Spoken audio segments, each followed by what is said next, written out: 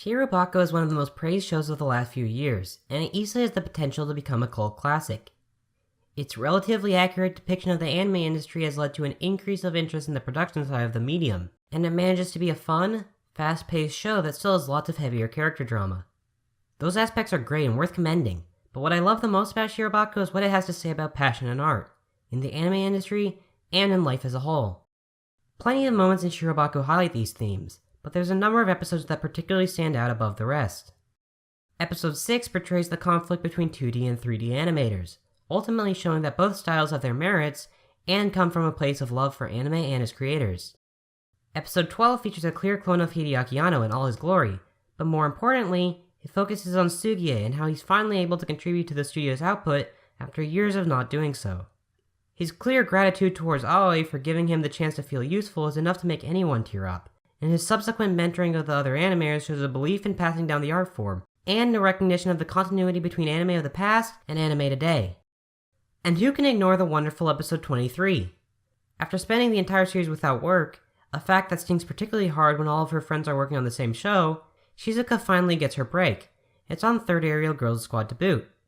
The entire scene wherein she acts out the role is fantastic, and you're sure to be crying alongside Aoi during it, but what particularly stands out is her line, "I'm now one step closer to my dream."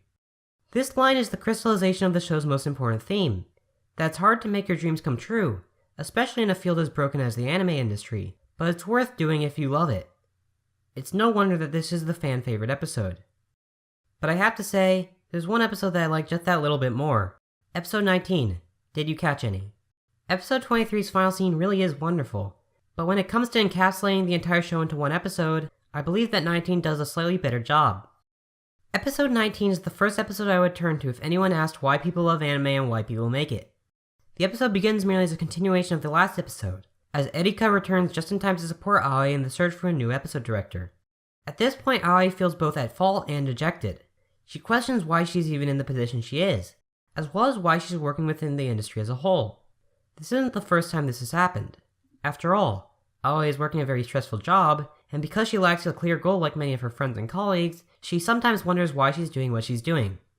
To a large extent, this early part of the episode is merely plot development, but there's some interesting stuff in here. Particularly worth noting is the segment wherein Erika and Hiraoka discuss the ongoing situation with one another. It becomes clear over the course of their conversation that neither of them really has that deep passion for anime at this point, but they've taken that in different directions. Erika has come to admire those who last years and decades while the flame burns strong within them, while Hiraoka has come to despise that attitude. The purpose of this conversation is fairly clear. While Aoi has only been in the industry for a year and a half, her true love of anime isn't going to be extinguished. In other words, she's not one of those people who will ever become jaded. While there's some good stuff in the first half, it's the second half of the episode that really shines. Madokawa recognizes that Aoi is feeling dejected and not exactly in a state where she can do a good job, and so he decides to take her to the old Musashino production studio, based on Osamu Tezuka's very own Mushi production. While there, Aoi discovers that Musashino Pro animated Anda's Chucky, the anime which inspired her to enter the industry. This causes her to express some doubt about the modern state of anime production.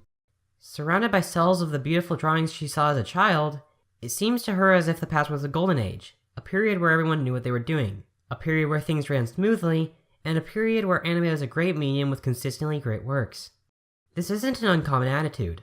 I might have just made a video lambasting the community for not watching old anime, but it's also a common refrain to hear that anime isn't as good anymore, and that's something you can hear in all number of mediums and in life itself. It's easy to see the past is great. Human memory is incredibly selective, and mediocre works and events aren't going to remain in the public consciousness for long, leading to an image wherein everything from the past was excellent.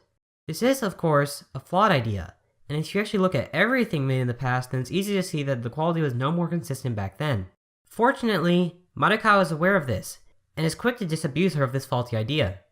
He begins to explain how hectic the industry was back then, as we see a flashback into the 70s during the production of Anda's Chucky. It's immediately clear that things were no better in the past. The studio is messy, there seems to be little care given to the drawings themselves, and everyone is forced to eat dinner while at work, demonstrating long hours. But just like the modern Musashino production, it's a lively and friendly atmosphere. People spend their time talking, and there's a strong feeling of love between the people at the studio. Anime production is clearly broken on a fundamental level, such that it has never been anything resembling healthy, but it's also clear that its various creators work in spite of that, trying their best to be cheerful while working on the medium they love. As we spend time in this flashback, we see Okuda's excellent background for and as Chucky. During Shirobako's general time frame, Okuda is a legend, someone who's looked up to by the background artist for Third Aerial Girls Squad. At this time, he was a newly hired background artist, likely doing the backgrounds for the less important scenes. Okuda is told off for painting this background without being asked, but its excellence shows, and it gets taken into the show itself. It's at this point that we shift into an episode of And as Chucky in one of the show's strongest moments. The staff at PA Works clearly put a ton of love into the scene, as it does a fantastic job of replicating the style of cell animation despite being made in a digital framework. All the quirks are there, from the film grain, to the darker tones, to the limited animation tricks like postcard memories. This detail is important because it shows the way things have changed and the way they haven't. It's clearly a different era with different visual styles, and yet it takes no less love and passion than the show's general aesthetic does. The scene starts out as an actual scene from And as Chucky, but after a few seconds it becomes clear that the characters represent the workers at Musashino Pro. Much like the real Mushi Pro, Musashino is experiencing serious funding issues and is close to going bankrupt. And yet, in spite of all that, the characters aren't depressed. They want to keep making anime because that's what they love doing. Madokawa promises to get them together again to work on another show, and it's clear that none of them really want to leave the industry. They don't have concrete plans, but all of them care about each other and the work they do, and that gives them the motivation to move forward. Again, the show makes it clear that anime is a medium people work in because they love anime. It's obviously not a field you would enter if you didn't have a passion for it. It doesn't make much money, and the working conditions are abysmal, and yet it still manages to continue on due to the passion of its creators. If the episode ended here, it would still be one of my favorites, but we get a bunch more. We exit the And as Chucky scene and see that it was an episode that Madokawa played for Aoi, as she and I both cry at having just witnessed such a beautiful moment. At this point, Madokawa has accomplished his goal. Aoi is aware that the industry in the past wasn't any better, but that doesn't detract from her love for it. If she's capable of loving works made under those conditions by people who had no idea what they were doing and where they were going, then it stands to reason that Aoi herself is capable of doing the same things they did. Madokawa asks her how she feels about her job, and Aoi is now able to clearly respond that she's having fun. She may not have a specific goal in mind, but she does have an idea of one. She wants to keep making anime, she wants to make a work that she loves, and she wants to inspire people the same way And as Chucky inspired her. We get one more wonderful scene in this episode. In the final minutes, Aoi goes to Okuda's house in order to pick up the background he drew for Third Aerial Girls Squad. Having just heard Madokawa's story, Aoi sees fit to ask about his work on And as Chucky. Okuda makes it clear that he didn't even intend to work on anime in the beginning. It's simply something he fell into. As we see some of the many backgrounds he's painted throughout his career, it becomes obvious that while he's put up a front of being tired with the industry, his love for the medium is no less strong today than it was when he drew that pivotal Blizzard background. Like Aoi, Okuda simply went with the flow and did what was fun throughout his career. We're frequently told that we should have detailed plans, that it's too risky to try and pursue our passions, and that isn't necessarily wrong. It's hard to make money doing art, and there's no way to ensure it won't leave you feeling destitute in the end. If you're able to deal with working in almost any non-artistic field, then that's probably a safer bet. But this entire episode made it clear why none of that matters to anime's creators and to artists as a whole. Once again, Aoi and I cry in unison as we see the final shot of Okuda's background.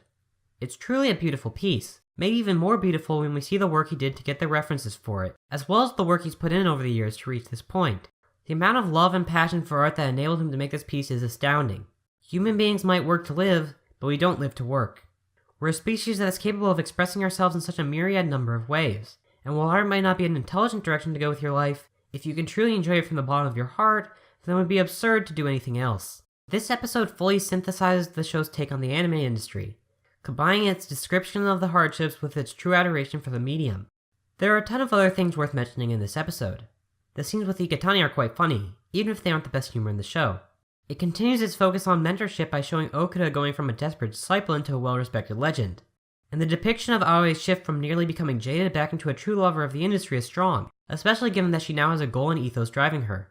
But it's really what this episode has to say about art and its creation that speaks to me on a personal level. The entire show does this, which is why it's one of my favorite anime, but no other episode truly captures all of it like this.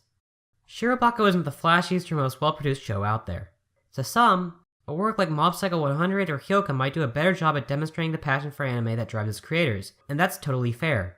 Shirobako looks good, but it doesn't possess the wonderful character acting or absurd action sequences that other shows have. But the knowledge that this show is made by people who work in the very same industry it portrays makes it so powerful to me. This isn't an outsider's perspective on anime creation. It's the perspective of those who've worked in it for a long time. That they can make a show that so clearly demonstrates a love for the medium shows that its real participants frequently feel the same way about it. I think this show in general, and this episode in particular, can speak to anyone who wants to pursue their passion. It won't be easy, but it's worth it if you enjoy it. Without Shirobako, it's very possible that I wouldn't be writing about anime right now, and I'd consider that a serious shame. I love anime and Shirobako does too, and for that, I love it.